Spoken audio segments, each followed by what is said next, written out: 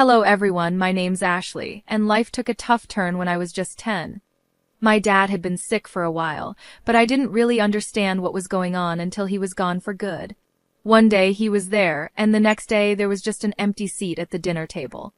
It didn't take long for my mom to fill that empty space. 2 months later, she brought home Mark. I guess she felt lonely and needed someone fast. Mark moved in like he owned the place, and it was clear he didn't want me around. Ashley, this is Mark. Mark, this is my daughter, Ashley. Mom introduced us the day he moved in. Mark looked at me coldly, like he'd rather be anywhere else. Hi, I managed to say, feeling shy but trying to be polite. Mark just nodded, not even smiling. He turned to Mom. Sandra, can we talk about the living arrangements? I remember feeling a chill as they walked away, his hand on her shoulder. It didn't take long before I started feeling like an outsider in my own home. Mark had rules for everything and was always on my case. Don't leave your stuff in the living room, eat faster, don't make too much noise. It was non-stop. Mom just went along with whatever Mark said, her eyes looking empty or maybe just tired. One evening at dinner, things boiled over. I accidentally knocked over a glass of water, and it spilled toward Mark. Clumsy kid. Can't you do anything right? Mark snapped, jumping up as the water splashed on his pants. Sorry, Mark, it was just an accident, I stammered, feeling my face heat up. Sorry doesn't clean up messes, Ashley. Be more careful, he scolded, his voice louder than it needed to be. Mom just sat there quietly, dabbing her mouth with a napkin, not saying anything. I looked at her, hoping she would say something, anything to stand up for me, but she stayed silent. I heard them arguing in their room. Mark's voice was loud and harsh. Sandra, that kid of yours needs to shape up. I'm not going to live in chaos just because you're used to it. Mom's reply was soft, but I could catch bits of it. Mark, please, she's just a child. She's still adjusting. Adjusting? It's been months. I'm telling you, if things don't change. I didn't hear the rest, but I didn't need to. The message was clear. Mark wanted me out of the way, and Mom wasn't fighting too hard against it. The next few months were just as hard. Mark's complaints were a daily thing, and Mom's silence grew heavier. I was walking on eggshells, trying not to make a sound, trying to disappear if I could. But you can't disappear in your own home, can you? Even a 10-year-old knows that much. Life at home got more complicated when Mom told us she was expecting.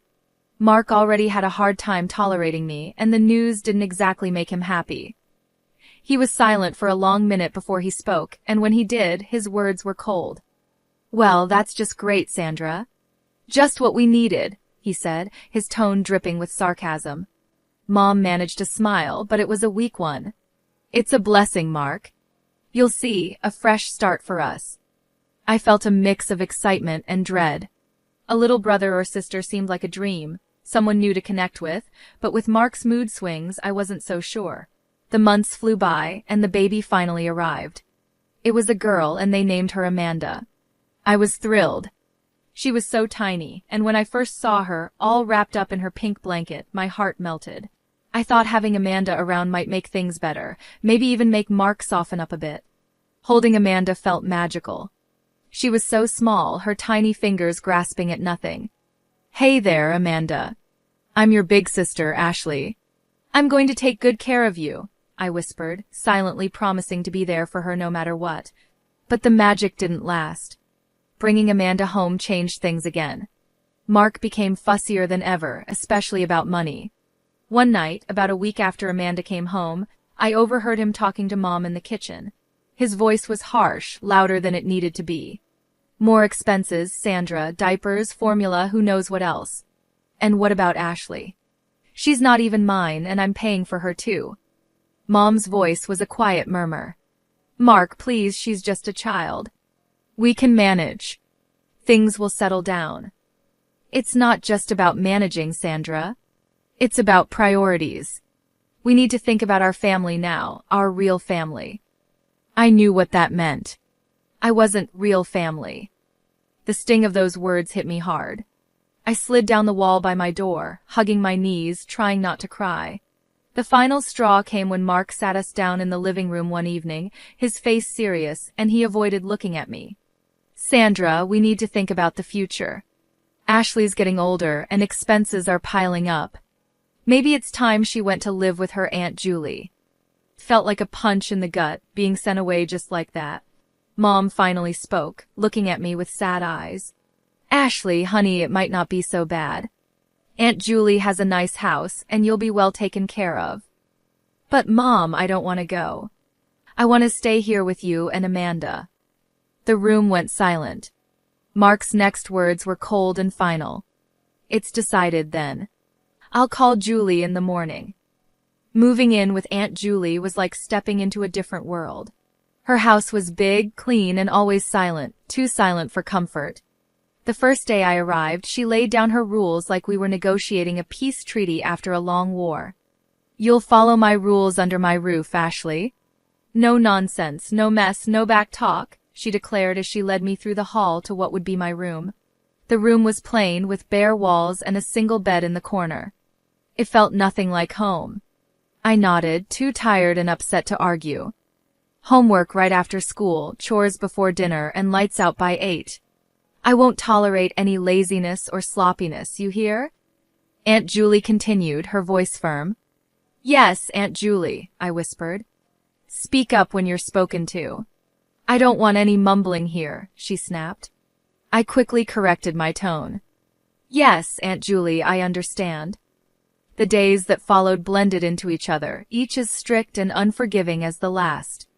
Aunt Julie was tough, tougher than anyone I'd ever known. She had a way of making simple conversations feel like interrogations. Homework was a battlefield too. If I got a B instead of an A, Aunt Julie had sharp words for me. "You can do better than this. Your laziness won't fly here," she'd scold, even though I'd spent hours poring over books. The worst part was how she reminded me of my mom's decision to send me away. If I dared to talk back or ask for less criticism, she'd retort sharply, "No wonder your mom sent you here. You need discipline. You obviously weren't getting it." Those words hurt. They always did. They made me feel unwanted, unloved, like I didn't belong anywhere. I was just another problem Mom solved by sending me away. Days turned into weeks, and weeks into months. I learned to keep my head down, do what I was told, and only speak when necessary. Aunt Julie had no patience for tears or complaints, and I didn't have the energy left to fight. "It's for your own good," she'd often say after scolding me harshly, as if her sharp words were supposed to make me into someone better. I wasn't sure who that better person was supposed to be. All I knew was that I was getting really good at being alone, at being quiet, and at not being a problem, because in Aunt Julie's house, not being a problem was the best thing you could be. Living with Aunt Julie was suffocating, and I found myself missing my mom more each day, even though I knew she'd let me go without much of a fight. One afternoon, the feeling of missing her got too strong to ignore. Aunt Julie was out, probably at her bridge club, and I knew I had at least a couple of hours before she'd be back. Her phone was always left on the kitchen counter, charging next to the fruit bowl. It seemed like my only link back to my old life. I hesitated for a minute before I picked it up. Dialing my mom's number was like muscle memory. I hadn't forgotten it, and maybe I never would. My heart raced as I heard the phone ring once, twice, then I heard her voice. "Hello."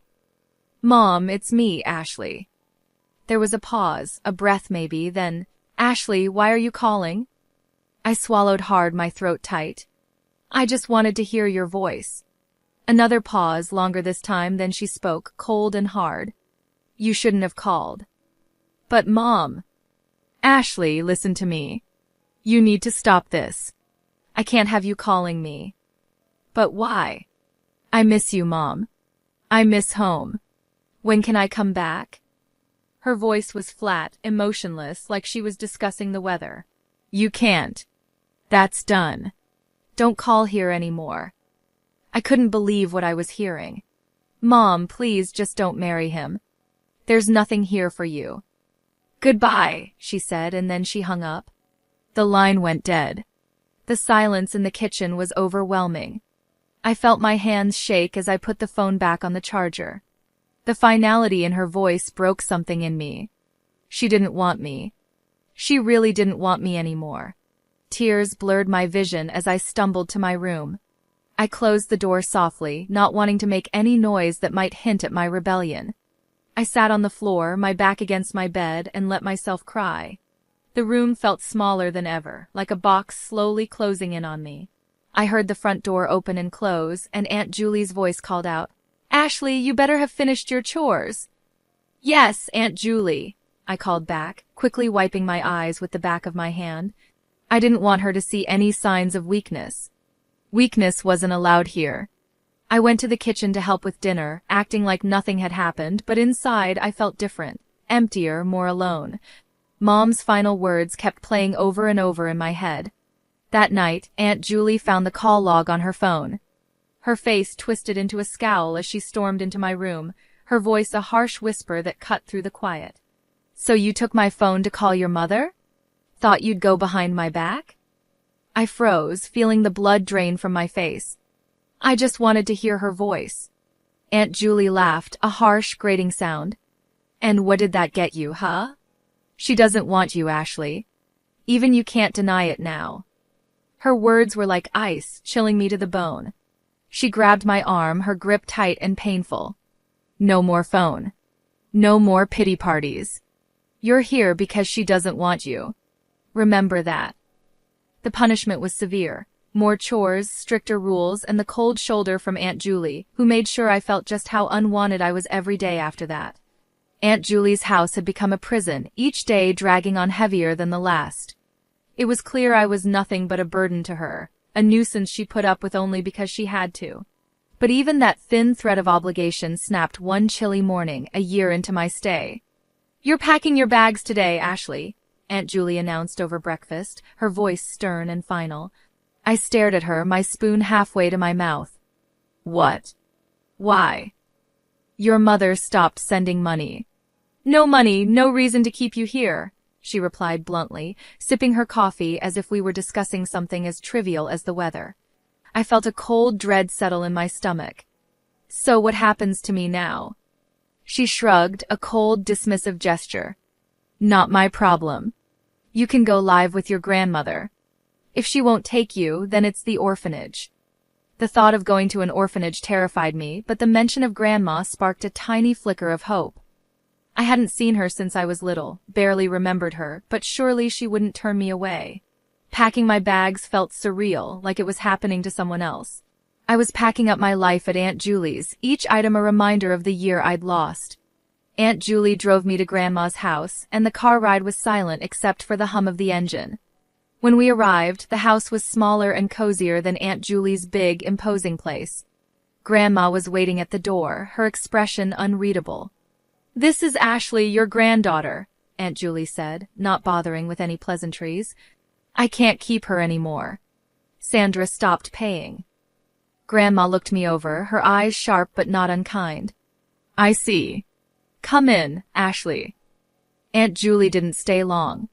With a brief nod, she left, her duty to me discarded as easily as she had gotten rid of me. Inside, Grandma's house was warm and filled with the scent of cinnamon and something sweet baking. It felt welcoming, a stark contrast to Aunt Julie's cold, sterile environment. "You'll be staying in the guest room. I suppose we'll need to sort out some more permanent arrangements," Grandma said as she led me down the hall. The guest room was small, with a window overlooking the garden. It felt safe, a feeling I hadn't associated with a place in a long time. "Thank you, Grandma," I said quietly, still unsure of my welcome. She nodded. "We're family, Ashley. You belong here more than anywhere else." Over the next few weeks, I adjusted to life with Grandma. It was different. She was strict, but there was a kindness to her rules, a gentleness in her reprimands. "You need to do your chores, Ashley. Everyone contributes here." She would remind me, but her tone was patient, not harsh. "Yes, Grandma," I would respond, grateful for her fair approach. Living with Grandma, I began to heal. I found comfort in the quiet routine of our days, the peaceful nights, and the steady rhythm of life that was so different from the chaos with Aunt Julie. The months passed, and on my 19th birthday, Grandma made a decision that would change everything. Over breakfast, she slid an envelope across the table to me. "Take a look at this, Ashley," she said, her voice carrying a mix of seriousness and warmth. I opened the envelope and pulled out some official-looking papers. What's this? It's adoption papers, Ashley. I want to adopt you, make things official, so no one can ever make you feel unwanted again, she explained, watching me closely for my reaction. I felt a lump in my throat. Really, Grandma? You mean it? Yes, I do. You're not just staying here, Ashley. You're my family, and it's time we made that clear to everyone else, too. 2 weeks later, it was done. We went to court, and I officially became Ashley Bennett. With a new sense of belonging that I had longed for since Mom sent me away, and with Grandma's support, I finally felt like I was home. I began looking forward to the future, and Grandma encouraged me to focus on my studies, especially science, which had always fascinated me. You've got a sharp mind for it, Ashley. You could go into medicine. How would you like that? She suggested one day as we were going over some of my school projects. I'd love that, Grandma. I want to help people, I replied, the idea starting to take root. Then it's settled. We'll get you into a good college program. I'll support you every step of the way, she declared with determination. True to her word, Grandma was there for me throughout my high school years. She tutored me in math and science, using her old-school methods that were strict but effective. You need to understand the basics, Ashley. You can't skip the foundation, she'd insist whenever I struggled with complex problems. I graduated with top marks, thanks to her unwavering support. Grandma then helped me navigate the daunting college application process. When I got accepted into a medical college with a partial scholarship, she was as proud as if she'd received the acceptance herself. We'll manage the finances. Don't you worry about that, Grandma said when I fretted over the costs. You focus on your studies and become the best doctor you can be. Medical school was tough but fulfilling. I was drawn to oncology, the branch of medicine that deals with cancer.